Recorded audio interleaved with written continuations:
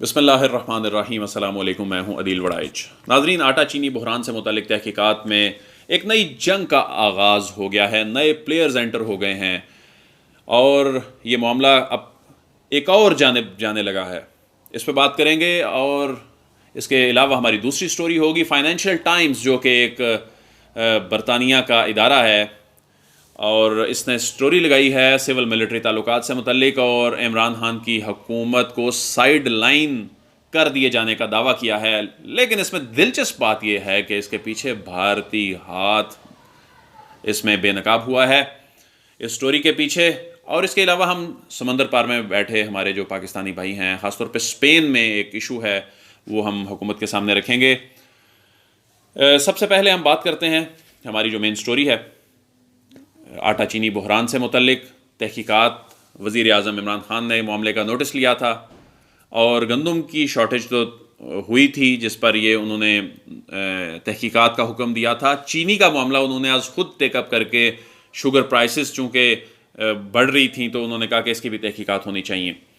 تو اس معاملے میں جب رپورٹ آ گئی تو وزیر اعظم عمران خان نے، آپ کے علم میں ہے، کہا 25 اپریل کو فرانزک آڈٹ جو ہے وہ سامنے آئے گا اور ذمہ داران کے خلاف کارروائی ہوگی۔ 25 اپریل گزر گیا اور رپورٹ نہیں آئی، لیکن یہ ہم آپ کو پہلے بتا چکے تھے، آپ ہماری پچھلی ویڈیوز دیکھ سکتے ہیں جس میں ہم نے یہ بتایا تھا کہ یہ رپورٹ 25 اپریل کو کیوں نہیں آئے گی، کیونکہ اس میں ایک مافیا سرگرم تھا اور اس نے کچھ لوگوں کو اپنے ساتھ ملا کر اس رپورٹ کو جان بوجھ کر کیسے ڈیلے کرنے کی کوشش کی تھی۔ ہم نے وزیر اعظم کے ساتھ دھوکہ کے موضوع پر ایک ویڈیو کی تھی، وہ آپ دیکھ سکتے ہیں کہ یہ معاملہ کیا ہے۔ تو اس کے علاوہ جی، یہ رپورٹ جب اب ڈیلے ہو گئی، تحقیقاتی کمیٹی نے اس میں وقت بھی مانگ لیا، 3 ہفتے کا وقت مانگا ہے۔ اس پہ آج فردوس عاشقوان نے کہا ہے کہ اس پہ اب فیصلہ کابینہ کرے گی کہ 3 ہفتوں کا وقت دینا ہے یا نہیں دینا۔ مگر خادم اعلیٰ یعنی سابق وزیر اعلیٰ پنجاب شہباز شریف صاحب جو ہیں، انہوں نے آج ایک بیان دیا ہے، بڑا انہوں نے کرٹیسائز کیا ہے حکومت کو اور کہا ہے کہ آٹا چینی رپورٹ جو ہے یہ ملی بھگت ہے، حتمی رپورٹ نامہ حکمرانوں کا اعتراف جرم ہے، اصل ذمہ داران کو بچانے کی کوشش کی جا رہی ہے، عوام جانتے ہیں کہ ڈاکہ کس نے ڈالا۔ انہوں نے کہا ہے کہ فیصلوں کے ذمہ دار عمران خان نیازی اور عثمان بزدار ہیں۔ ساتھ ہی ساتھ پھر احسن اقبال نے بھی ایک بیان دے دیا، انہوں نے کہا کہ تلاشی دینی ہوگی اور رسیدیں دینا ہوگی۔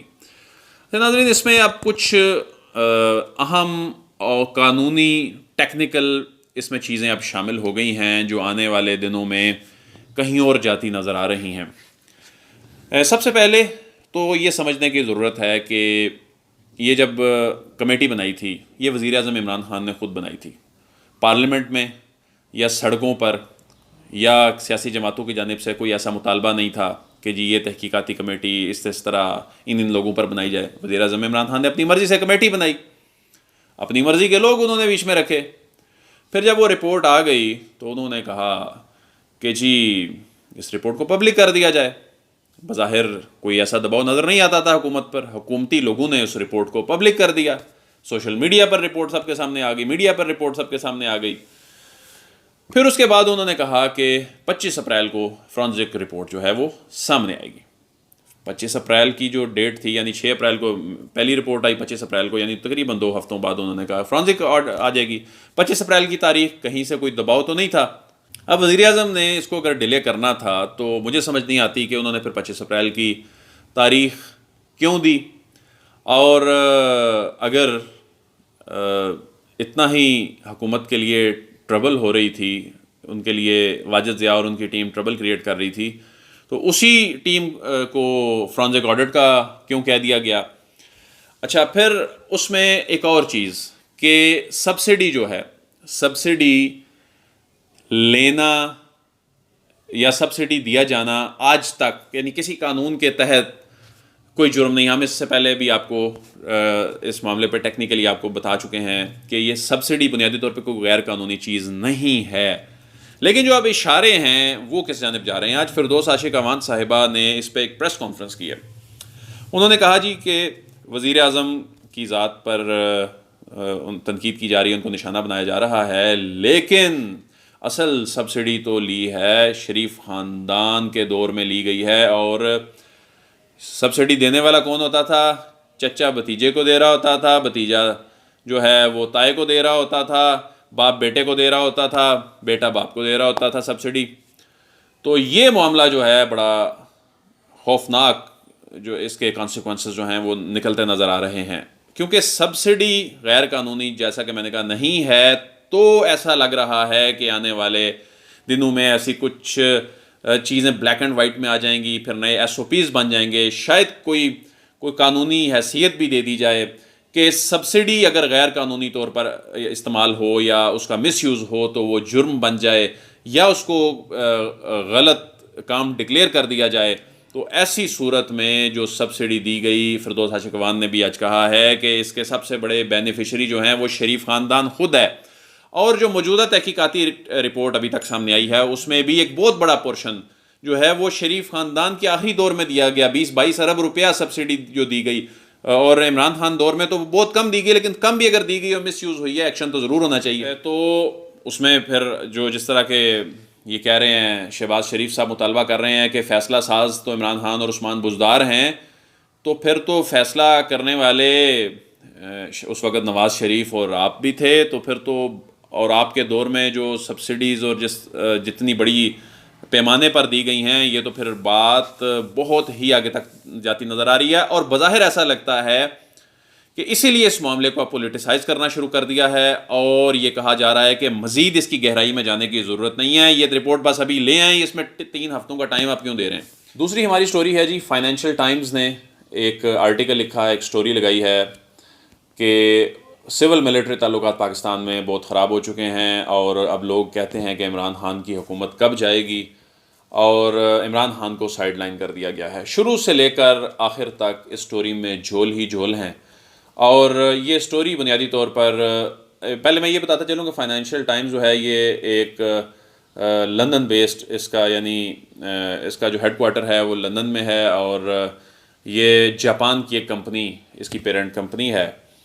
اکانومی سے متعلق یہ سٹوریز لکھتا ہے، فائنینشیل معاملات سے متعلق یہ سٹوری لکھتا ہے، لیکن گزشتہ چند مہینوں سے پاکستان سے متعلق نہ تو اس نے اکانومی سے متعلق ایک یادی کو سٹوری اس نے اکانومی سے متعلق لکھی، باقی ساری اس کی جو سٹوریز اٹھا کے دیکھ لیں وہ پاکستان مخالف ہی ہیں، پاکستان کا برا امیج دنیا کو دکھانے کے لیے ہی ہیں. اور یہ جو سٹوری لکھی ہے، یہ سٹوری جو اس کی مین آتھر ہے وہ ہے اسٹیفنی فنڈلے، جو کہ New Delhi based South Asian correspondent ہیں، اور اس میں ان کے کو آتھر ہیں فرحان بخاری جو کہ ایک پاکستانی جرنلسٹ ہیں. اب یہ سٹوری بنیادی طور پر لکھنے کا جو مقصد ہے وہ اس میں خواہش زیادہ نظر آتی ہے، اور اس خواہش میں وہ جو اسٹیفنی فنڈلے ہیں جو کہ نیو دہلی میں بیٹھ کر ان کو پاکستان کی ساری تصویر نظر آ رہی ہے کہ جی یہاں تو یہ چیزیں ہو رہی ہیں، اور ان کو بھارت کے وہ حالات نظر نہیں آ رہے جو وہاں پر لاک ڈاؤن میں جو انہوں نے بیڑا غرق کر دیا ہے. اور وہ یہاں پر لکھ رہی ہیں کہ پاکستان میں لاک ڈاؤن میں عمران خان نے تاخیر کر دی اور معاملات خراب ہو گئے، پھر فوج کو اس میں مداخلت کرنا پڑی، عمران خان کو سائیڈ لائن کر دیا گیا.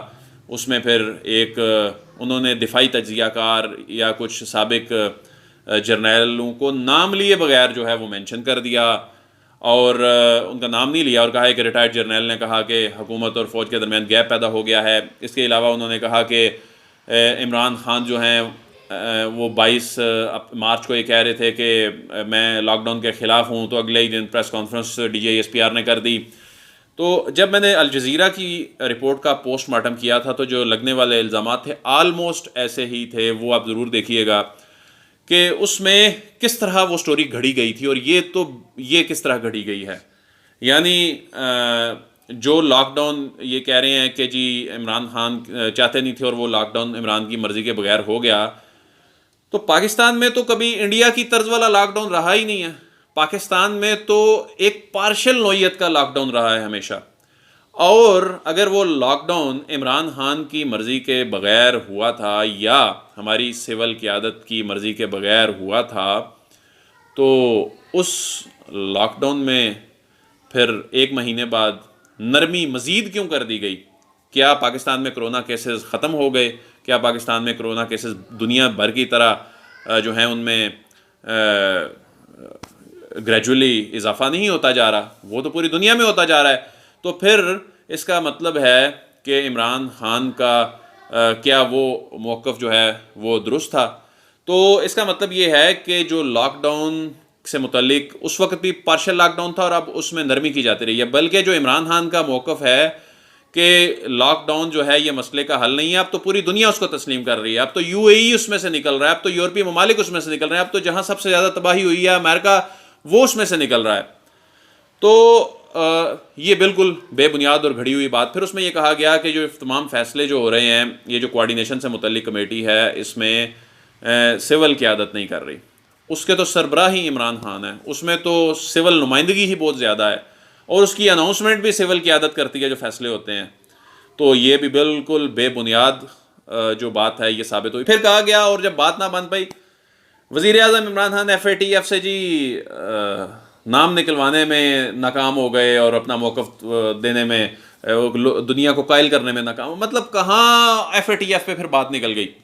اور ایف اے ٹی ایف نے، حالانکہ آپ رپورٹ اٹھا کر دیکھ لیں کہ یہ رونا رو رہے تھے، یہ جو ہمارا ہمسایہ ملک رونا رو رہا تھا، یہ تو بلیک لسٹ میں ڈلوانے کے لیے یہ تیار بیٹھے ہوئے تھے اور نہیں ڈلا، جب منہ کی کھانی پڑی اب کہہ رہے ہیں جی کہ وہ گرے لسٹ سے نہیں نکلوا سکے. تو اس میں جی ایک اور پھر جو معاملہ تھا جی کہ عمران خان جو ہیں اب وہ ایک چیئر لیڈر کے حیثیت سے عوام کا مورال بڑھانے کے لیے جو ایک لیڈر ہوتا ہے، اب وہ ان کی وہ حیثیت نہیں رہی، اب وہ سائیڈ لائن ہو چکے ہیں. اب تو لوگ کہہ رہے ہیں کہ ان کی حکومت کب جائے گی، اب وہ کتنے دنوں کے ان کی حکومت جو ہے وہ مہمان ہے. تو مطلب اپنی خواہش کا اظہار جو ہے وہ بالکل اس سٹوری کے آخر میں کیا گیا، اور اس سٹوری کو، اس اللاجیکل سٹوری کو اس سوال پر جا کر ختم کیا گیا.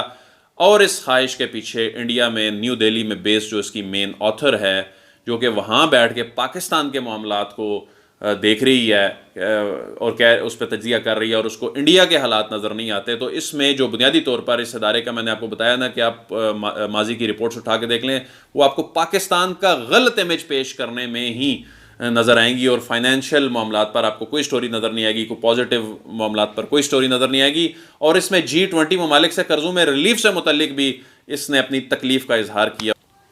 آخری معاملے پہ بات کرتے ہیں جی. اسپین میں ہمارے کچھ پاکستانی بھائی ہیں، وہ کئی مرتبہ یہ کہہ چکے ہیں کہ وہاں ایک بہت بڑا ایشو، کیونکہ کورونا کی وجہ سے تو وہاں ہلاکتیں ہوئی ہی ہیں.